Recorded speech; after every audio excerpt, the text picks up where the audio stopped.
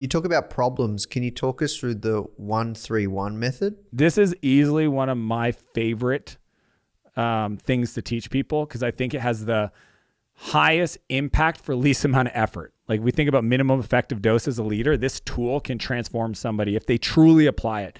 The way it works is most business owners and entrepreneurs, and usually it's around 12 employees where they start to feel the pain, right? Where they wake up and they have like a list of projects they want to work on and their inbox has a couple hundred emails they have to get back to and they start their day and next thing you know, they're on a meeting after meeting after meeting trying to tell people what to do, check that they got it done and tell them what to do next, right? And the problem with that is that at about 12 employees, your day starts to look like Groundhog Day where you spend the whole day for the most part trying to get people doing the right thing in their work and then putting out fires. And then pretty much like once, if you have kids, you feed the kids, you put them to bed, or once you get, finished dinner, you then go back to work, just to actually start on the projects you said you would do in the morning that you didn't get to and reply to all the emails that are urgent that if you don't get back to, they're going to be upset. The 1-3-1 rule gives a tool where any problem that a direct report brings into your world, you ask them to come with one clear problem.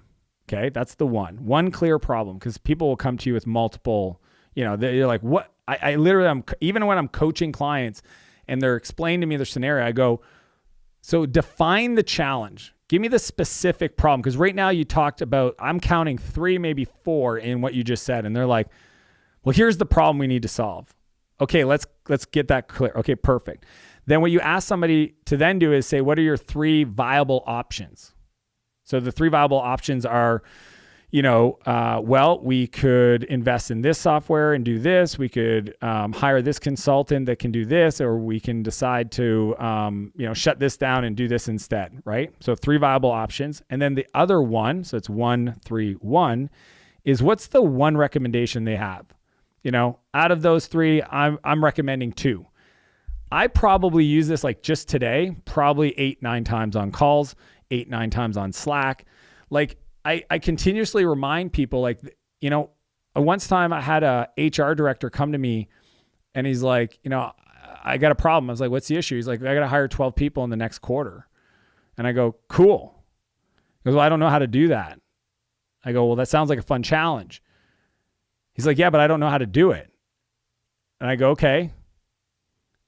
And he's like looking at me to give him the answer. And I go, here's the challenge. I know why you came to me and I appreciate and understand the frustration, but like, if I give you the answer, I'm technically doing your job.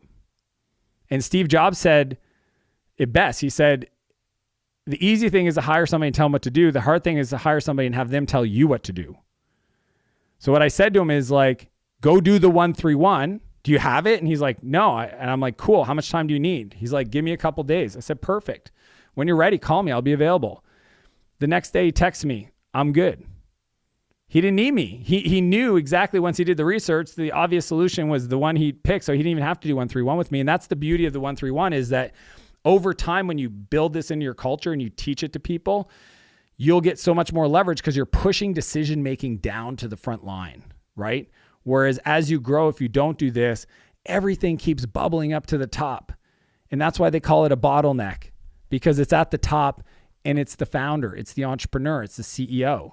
And you want to push things down and be owned by people. I mean, 90% of the time somebody presents me their 1-3-1 and their recommendation, it's of course, that is the obvious solution. Do that, right? So then I only get presented the really fun stuff.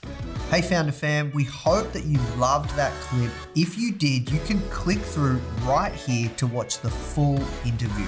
You don't want to miss this one. See you there.